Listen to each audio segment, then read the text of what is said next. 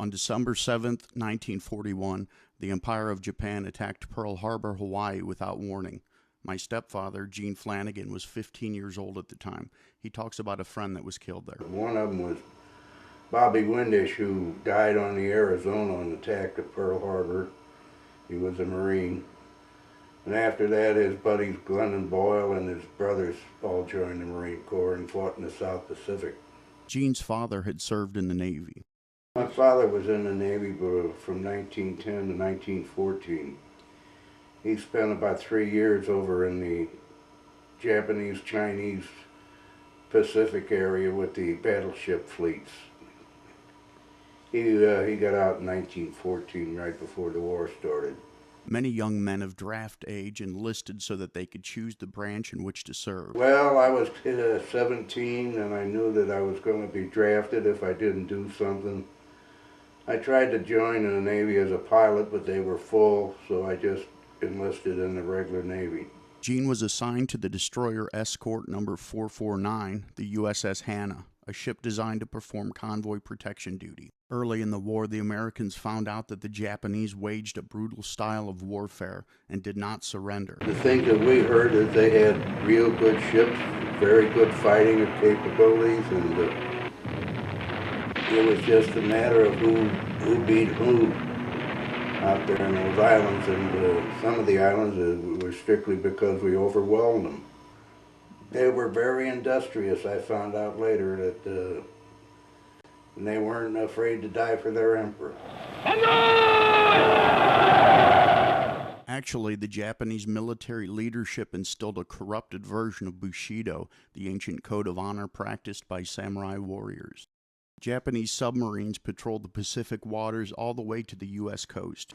Oh, really, I guess from the time we left San Diego, California, because they were running up and down the California western coast back in 1944-45. By late 1944, the U.S. was preparing for the invasion of the Philippines. We were convoying with another destroyer, Escort 3 troop ships loaded with Army soldiers going to the Philippines for the invasion. And one day we picked up a sound signature of a submarine, which naturally had to be Japanese because we were in Japanese waters. And we made a run on it, made 2 runs on it. My 2 buddies were the sound men that were working the submarine. They said they could hear it breaking up after we attacked it. By August of 1945, most U.S. servicemen in the Pacific anxiously awaited the imminent invasion of Japan, an operation for which as many as 1.5 million Allied casualties were expected. Early in the month, all of that changed. They were in the Solomon Islands, I believe, and we talked, and when we heard about the atomic bomb, we were very happy because from all the information we got, it was a way of ending the war. After the Japanese surrender, Gene was able to go ashore on liberty in Japan and was surprised at the response of the Japanese citizens. We came into Yokohama. I would say we were there about 2 weeks, and I was very fortunate to be able to get liberty and went up into Tokyo. The Japanese people that I met just literally tossed us for a loss because here we are, we dropped 2 atomic bombs on them, and they were very polite to the point where eventually it irritated you, their politeness. And when you look out at their cities, there'd be block after block after block of nothing but flat, level ground, everything just completely leveled. After the war, when I met some of the Japanese, they were very, like I say, they were overly polite to a point where it worked on you. Everybody I talked to had great respect for the Japanese.